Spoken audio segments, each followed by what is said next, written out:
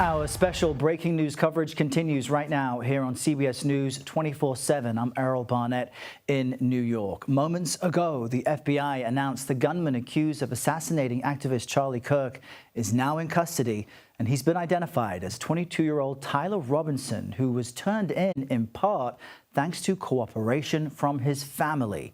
This morning's press update began a short time ago with remarks from Utah's Governor Spencer Cox. We got him.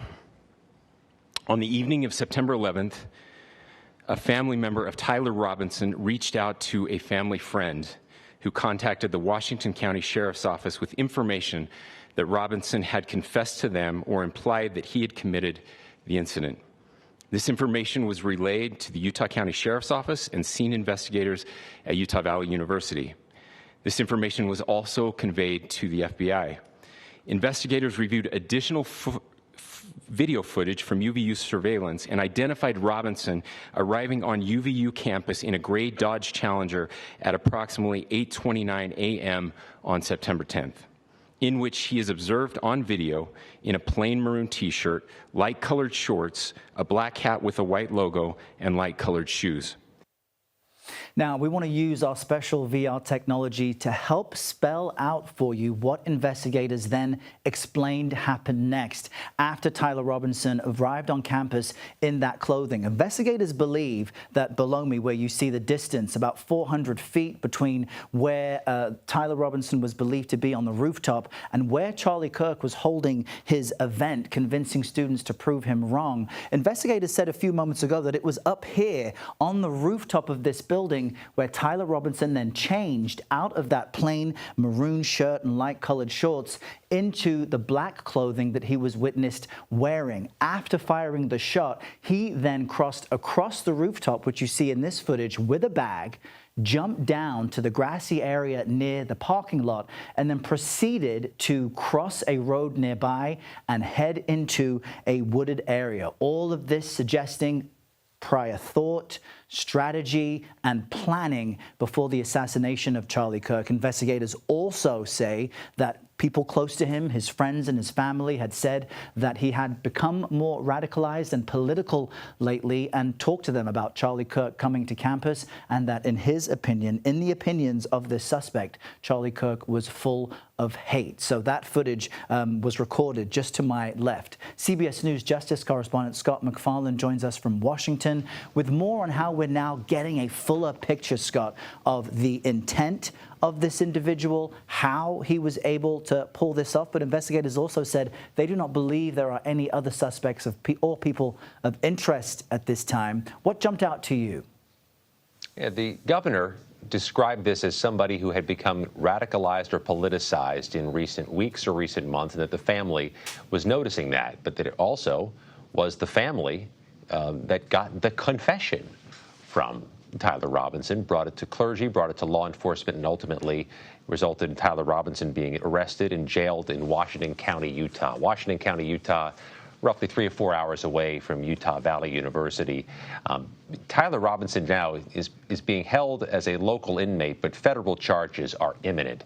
If not today, I'd expect charging documents, criminal information filed over the weekend, Monday morning at the latest. And there'll be a procedure for Tyler Robinson to make a preliminary appearance in court, potentially in both local court and federal court if 2 different cases are brought. And what the governor described is just this series of granular pieces of evidence that would likely be presented to a judge at a detention hearing. The inscriptions, the engravings on the bullet casings, including the words "catch fascist" and "Bella Ciao," a message famous in Italy during World War II, during their fight against the Nazis. The 11,000 tips brought in by the feds may include something specific for prosecutors to use, but they have this information about the firearm because they have the firearm, this unique rifle with a scope on top, the bullet casings being distinguishing. And Errol, I think it's worth a conversation that these bullet casing engravings, these inscriptions, they are becoming a potential source of copycats. We've seen them in other cases in recent months, and there's fears we see them again in future shootings. Well, the governor and other officials from the FBI spoke about a heightened sense of fear in the United States because of what seem to be ongoing acts of political violence against people on the right and the left. How important will it be in the investigation into this that investigators are careful of what to release and also to tamp down the pressure of political rhetoric in the U.S. in the days ahead? The governor spent a lot of his time, even before taking questions at the news conference this hour, trying to do just that with an extended message of we have a pivotal moment now, a potential off-ramp, or we continue down this road of increased political toxicity, increased political violence, and increased death. He used the phrase social media is a cancer. He emphasized those words, that social media is spinning up so much of this hatred and that there may be foreign players involved ginning up Americans through social media channels, which is a bit of a contradiction, though, in this case, because federal law enforcement, the FBI director himself, was using social media as the singular platform to provide updates on this case prior to last night. So there's a contradiction there in what social media should be doing with cases like this. But the FBI director, you heard from him today at the news conference. He credited law enforcement with being expedient in this case, moving, in his words, I think, record time, he said. A 33-hour manhunt is not shorter or longer than any other previous manhunts, but it did result in an arrest in a case that captured the attention of the world. An important time, especially when you consider how much misinformation was available online as it relates to this horrific incident, to be diligent. Be extremely diligent with what you consume and share. Scott MacFarlane in our D.C. Bureau, thank you very much. We want to share with you the first person to break this news, President Trump, this morning at approximately 8 a.m. Eastern as he was appearing on Fox and Friends. With a high degree of certainty, we have him in custody, right? In custody. Everyone did a great job. We worked with the local police, the governor. Everybody did a great job. CBS News correspondent Natalie Brand is at the White House. Natalie, as we've been speaking this morning, you've noted that the president gave as much detail as he could while appearing on that program and was also the first person to release information that Charlie Kirk had, in fact, died. What stood out to you from the president's remarks and actions this morning? Yeah, Errol, it speaks to the investment, the personal investment the president had in this case, the closeness, the friendship he had with Charlie Kirk. He's been shaken all week. We've heard that and seen that visibly since this political assassination, and the president pledging to commit federal resources to finding whoever was responsible. This is an assassination, a crime, horrific incident that has shaken this White House and the nation, given the closeness of this relationship. The president this morning on Fox describing Kirk like almost a member of his family. He had a direct line to President Trump as a close advisor, friend, and ally. That's something that started on the campaign trail. Kirk gets a lot of credit for really mobilizing young conservative voters and helping to cement President Trump's second-term win. He also had an extremely close relationship with the vice president, J.D. Vance, so much so that J.D. Vance canceled plans yesterday to appear at a remembrance for 9/11 at Ground Zero and instead fly to Salt Lake City and retrieve Kirk's body. In light of this breaking development today, he posted on social media, "This is a big breakthrough, and everyone who helped, from the law enforcement professionals to the people giving tips, deserves our credit and gratitude. In some ways, the investigation is still in the early days, but I do believe we have the shooter in custody." He goes on to say a prayer for Erica Kirk and those two beautiful babies. Of course, Kirk leaves behind a wife and two young children. Vance spent time with them yesterday when he traveled from Utah to Arizona on Air Force Two. Kirk is from Arizona. That is where he will be laid to rest. And the president also confirming that he will be attending his funeral. Natalie Brand with the latest at the White House for us. Natalie, thank you. We want to jump over now and bring in CBS News congressional correspondent Caitlin Huey-Burns, who is in our D.C. bureau. Caitlin, President Trump said he wants Tyler Robinson, this 22-year-old, to get the death penalty.